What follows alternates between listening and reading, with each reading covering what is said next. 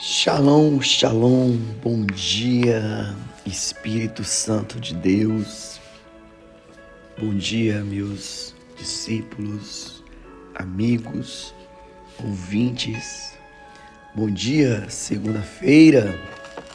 Bom dia, Deus Pai, Deus Filho, Deus Espírito Santo. Bom dia para todos aqueles que estão iniciando um trabalho agora pela manhã. Bom dia ao precioso, maravilhoso Espírito de vida, de força, que nos dá mais uma oportunidade de fazer o bem, que abre os nossos olhos ao amanhecer. Hoje é um dia de milagres na sua vida, porque você amanheceu, glória a Deus. E Deus te deu mais uma oportunidade de ver os seus filhos, de amar a sua esposa, de ir para o seu trabalho. Deus te deu mais uma chance de praticar o bem, de entrar em lugares abençoados. Estamos no segundo episódio da segunda temporada do nosso podcast Precioso Espírito Santo de Deus. Nada podemos fazer sem Ele. Sem Ele também nós não somos nada. No quesito de ministério, de andar com Deus, é o Espírito Santo, é o Consolador, é a unção e poderosa, porque Ele é forte e poderoso, nosso Deus. João 4,16, Jesus diz: "E eu pedirei ao Pai outro Consolador." Esse outro aqui significa um outro tempo, um outro momento, uma outra dispensação, porque o Espírito Santo já existia desde os séculos dos séculos e é a primeira pessoa da Trindade mencionada na Bíblia. Gênesis capítulo 1 diz que a terra era sem forma e vazia e o Espírito Santo pairava sobre as águas. Então entra-se Deus. E Deus vai operando, que haja luz, que haja firmamento nos céus, que haja separação sobre as águas e a terra, sobre os céus e a terra. E ali Deus vai, sexto dia, se movendo e trabalhando, e no sétimo Ele descansa. No sexto dia Ele cria o homem. Então tudo que foi feito através de Deus, a Bíblia diz que todos os animais da terra estão sujeitos, todas as plantações, tudo, o ambiente está sujeito sob o domínio do homem, porque assim quis o Senhor que acontecesse. Então, se Ele disse: "Se eu não for, o Consolador não virá." Está muito claro para mim que é o tempo da encarnação, o tempo de encarnação de Cristo, a transformação de Cristo, a ressurreição, ela teria que passar. Jesus precisou passar pela prova da cruz, pela faculdade do ministério, pela liderança de seus discípulos. Então o Verbo encarnado, João capítulo 1, diz que no princípio era o Verbo, e o Verbo estava com Deus, e o Verbo era Deus. Querido, é algo maravilhoso sabermos que nós temos um consolo, o Consolador que vem, a palavra diz que eis que chegará o dia em que dirão: "O tabernáculo de Deus está entre nós." Foi uma palavra profética de Jeremias. Então, a encarnação, o Deus encarnado, tabernaculando, o Deus no meio de nós, dentro de nós. Aprendemos que da própria boca de Jesus, que agora a maneira de adorar nos últimos dias seria em João 4,23, uma adoração no Espírito, uma adoração em verdade. Jeremias diz que a próxima vez que o templo for construído, será em vossos corações. Então hoje, nós não vivemos o tempo de Deus mais sobre os profetas, sobre nós, nem de Deus por meio, usando por meio de pequeno percentual de homens de Deus, mas vivemos o templo de Deus, somos o tabernáculo de Deus. Podemos afirmar que o tempo de atuação hoje não é de Deus Pai, nem de Deus Filho, mas do Deus Espírito, porque o Espírito Santo, ele habita no meio de nós. É o governo do Espírito. Por quê, pastor? Porque o próprio Jesus diz lá em Mateus 24, ele irá convencer o mundo do pecado, da justiça e do juízo. Muitos ainda não compreenderam que a vida ela é passageira. E quando Abacuque olha para o crescimento, para o enriquecimento do ímpio, para a prosperidade rápida do ímpio, para as festas do ímpio, para a saúde do ímpio, parece que o mundano, tudo é bom, tudo é perfeito, e na verdade não é. Porque eles estão ali como mortos-vivos.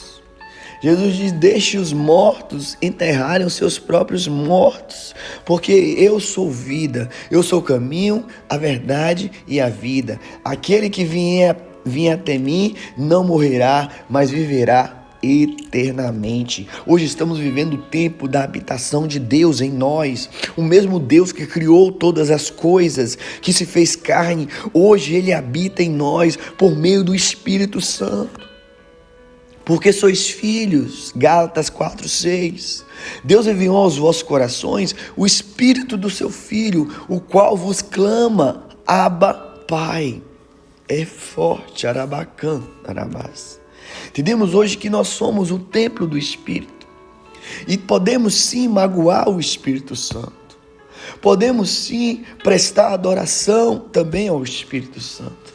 Convidar ele para o culto, prestar tributo, fazer o culto a ele. Ele veio para ser adorado, sim, porque quando nós o adoramos, ele transfere toda essa adoração para Yeshua HaMashiach, porque Jesus deixou dentro de nós o Espírito. Ele veio para dar testemunho de Cristo. Jesus veio para dar testemunho do Pai. É uma sequência poderosa do Pai para o Filho e do Filho para o Espírito Santo. Filipenses 2, 9, 11. Nós estamos aqui num podcast de aprendizado, de intimidade, porque não podemos servir a um Deus sem conhecermos. E não podemos ajudar a igreja sem estivermos revestidos com o Espírito Santo. Se não podemos revestir a igreja ela fica frágil. As coisas mundanas começam a adentrar nela. E aí nós perdemos o território para os inimigos, para os demônios. Filipenses 2, 9 e 11 diz: Deus lhe deu o nome que está acima de todo nome, para que ao nome de Jesus se dobre todo o joelho, dos que estão nos céus, na terra, debaixo da terra, e toda língua confesse que Jesus Cristo é o Senhor, para a glória de Deus Pai. Olha que interessante. Todo joelho será dobrado. E aqui diz, dos que estão nos céus com o Senhor, os joelhos se dobrarão, dos que estão na terra, os vivos, e os que estão debaixo da terra, no inferno, os que já morreram sem Cristo. Toda língua que não confessou Jesus, ela terá que dobrar os joelhos, ela terá que confessar e dobrar os joelhos e declarar que Jesus Cristo é o Senhor, para a glória de Deus. Então, Jesus veio para glorificar o Pai e o Espírito Santo agora mora em nós para glorificar o Filho. O nível de adoração que devemos prestar. Qual é o nível de adoração que devemos entregar? Qual é o nível de adoração que devemos testemunhar para o Pai? Neste momento aprendemos como adorar Jesus. E eu estou te ensinando a maneira correta de adorar Jesus. Isso se faz para a glória do Pai. Então o texto diz que é para a glória de Deus Pai. Quando dissermos que não se deve adorar ao Espírito Santo, propomos uma guerra por poder na divindade. E o Espírito Santo, ele está ali para manifestar a glória de Deus, para manifestar a presença de Deus, para manifestar o poder de Deus, para manifestar a glória de Deus. O Espírito Santo está ali para derramar um bálsamo de cura, um bálsamo de milagres, um bálsamo de unção. Então, neste texto, nós aprendemos que o Espírito Santo, ele não é somente Deus, mas ele é o Deus em essência, não é somente o Deus em essência, mas não existe uma guerra de divindades. O Pai é glorificado pelo Filho e o Filho é glorificado pelo Espírito Santo. Quando você adora o Pai, você adora a Deus. Quando você adora o Filho, você adora a Deus. Quando você adora o Espírito Santo, você adora a Deus. Então, tudo isso já foi trabalhado no meio de nós. O Espírito Santo não pode ser dado ao mundo. Por quê? Porque Jesus é a revelação de Deus ao mundo. Colossenses capítulo 1, 14 e 15 diz: em quem temos a redenção pelo sangue, a saber, a redenção dos pecados, o qual é a imagem do Deus invisível, o primogênito de toda a criação. Então o Espírito Santo é a revelação de Deus para a igreja. O Espírito Santo não foi o presente dado ao mundo. O presente que foi dado ao mundo foi Jesus Cristo, e o mundo não o percebeu. Mas o presente dado à igreja é o Espírito Santo, porque sem o Espírito Santo nada podemos fazer. Vamos nadar e vamos continuar na beira da praia. Vamos remar e nunca chegar nos lugares mais longe no destino. Você conhece pessoas que são assim, pessoas que não conseguem viver o melhor de Deus, o que diz as Escrituras. A bondade de Deus, Romanos 12, 1, 2, diz que é boa, perfeita e agradável. Então eu rogarei ao Pai, e Ele vos dará um outro Consolador, para que fique convosco para sempre. Então vamos subir no Espírito, juntamente com o Espírito de Deus. Por quê, pastor? Porque é o Espírito ressuscitador. Foi o Espírito Santo que apoderou-se do ventre de Maria e dela cresceu-se ali a gestação. Jesus nasce pelo Espírito Santo.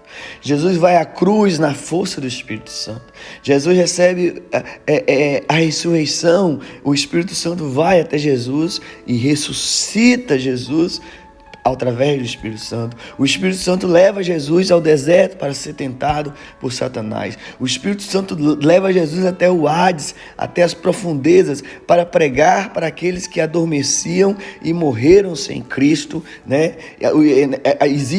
Na ressurreição existe uma manifestação de que muitas pessoas, quando Cristo foi crucificado, logo depois, muitas pessoas deram testemunho e viram muitos mortos sendo ressuscitados e subindo aos céus.